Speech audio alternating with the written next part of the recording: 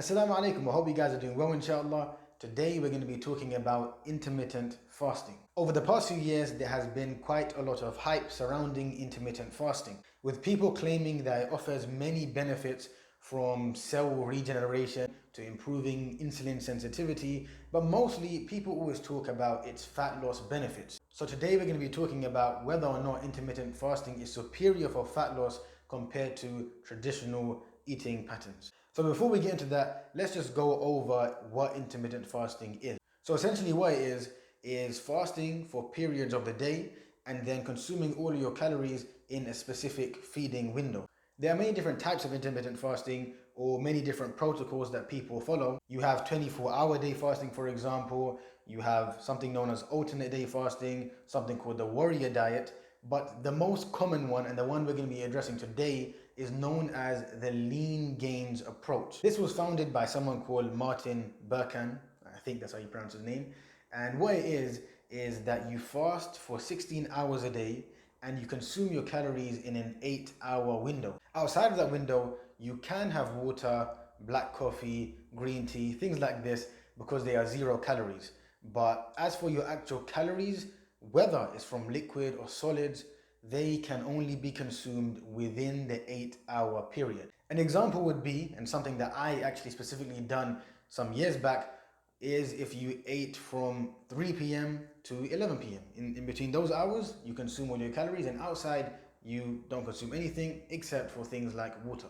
You basically could say that it is a fancy way of saying that you are skipping breakfast. So now the question is it superior for fat loss? And the answer is not really. So it depends on how we look at it. If we're saying, can intermittent fasting make it easier to lose fat? Then the answer is yes. And this is because of the shorter feeding window that it allows, which, as we said, is basically skipping breakfast. Logically speaking, if you're gonna cut a meal out, then that means you're gonna be consuming fewer calories, and as a result, you're gonna lose some weight. But it's not a miracle worker, because there are no miracle workers. Specifically, calories still count, and they always do. To lose fat, you need to be in what is called a caloric deficit, where you are burning more calories than you consume per day. So if someone is in a caloric deficit, whether they are intermittent fasting or not, then they will lose fat. And let's say, for example, someone does intermittent fast and they are not eating in a caloric deficit. Let's say even they're eating so many calories. Can you do that and lose weight? Of course not. It's not a miracle in the sense that you can't just decide that, okay, yeah, within that feeding window, you can eat as much as you want, because you're not going to lose fat that way. And a great case in point is Ramadan. How many people, maybe yourself included, do you know that have gained weight in Ramadan?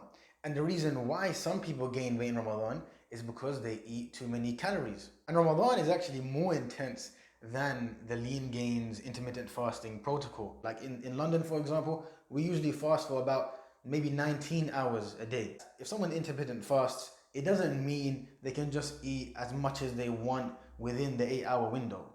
No, because if they end up consuming too many calories, they will gain weight, or they at least will not be losing any weight. Calories always count is the point. So should you intermittent fast? Well, intermittent fasting does make it easier to be in a caloric deficit for a lot of people, and that is what actually leads to weight loss. And if it makes it easier for you, then yes, perhaps that may be something you want to consider. But if intermittent fasting actually makes things harder for you, like you really hate it, for example, you enjoy having breakfast, it gives you the energy you need, you feel too hungry doing intermittent fasting, whatever the case is, if you don't like it, then don't do it. Studies go to show, such as a large systematic review of 40 studies compiled by the University of Sydney, that when two groups are assigned the same number of calories, whether you fast or you don't, there will be no significant difference in fat loss. Therefore, what it boils down to is simply personal preference. That is, if you enjoy intermittent fasting and it suits your lifestyle, then do it.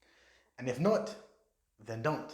As long as you consume the right amount of calories, you're in what is known as a caloric deficit, and you consume a good amount of protein and you're training, then you should see the results you want. And if you're not too sure about what a caloric deficit is, or about protein and about training and these kind of things, then check the description box. I'll link some videos that hopefully can help you in that regard. All in all, intermittent fasting really is just down to personal preference.